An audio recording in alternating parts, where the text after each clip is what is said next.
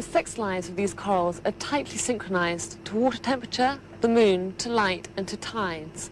And only when all these factors are in exactly the right phase together do corals respond by releasing countless millions of eggs and sperm. But before we go deep, here in the Cayman Islands we're going to start in shallow water.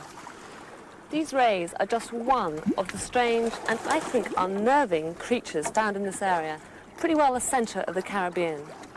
And to track down all these animals, we're going to have to use what we know of their feeding behaviour and their daily activity patterns. Now it was our turn to look unusual.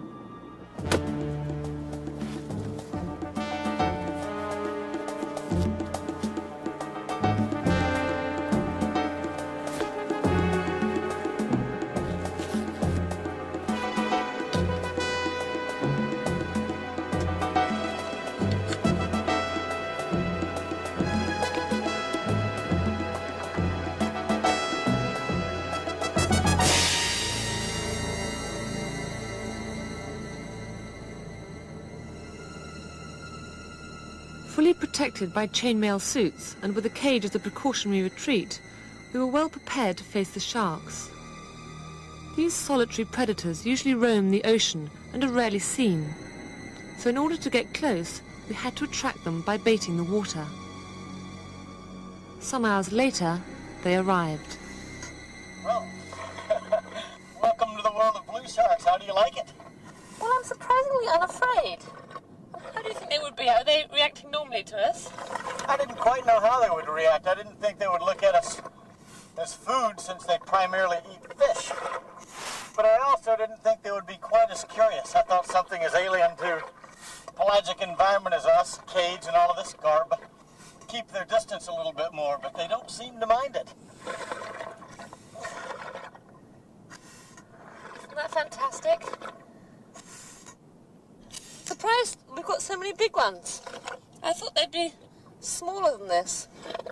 You thought we would run into juveniles, or you just didn't know blue sharks got this big? Oh, I didn't realise they got this big, really, I suppose.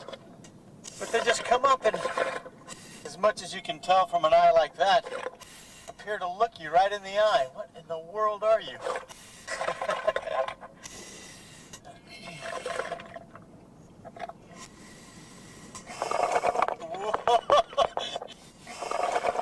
Well, tell me, Martha, have you ever seen one up close?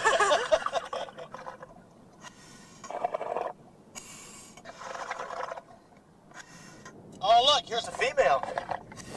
Those probably are mating scars.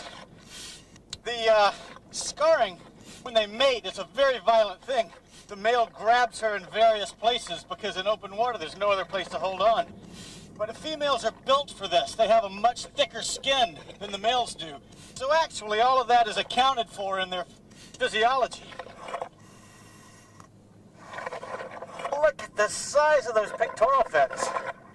Absolutely perfectly designed for cruising, aren't they? Yeah. Everything about these seems long, doesn't it? Nose, pectoral fins. Yeah, they're beautifully streamlined, aren't they? Wow! Hello! God, the blue color is so obvious the closer you get. Very iridescent. No question why they call them blue sharks. And the dappling of the sunlight across their backs. It's amazing.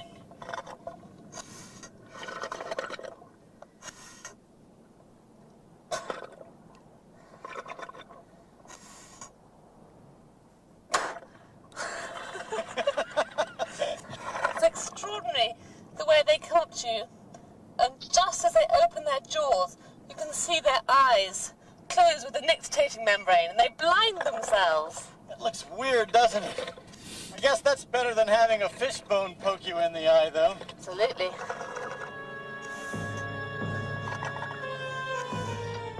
The design and elegance of these sharks, so perfectly adapted for hunting and cruising the open ocean, was humbling. We were left feeling somewhat graceless and awkward by comparison.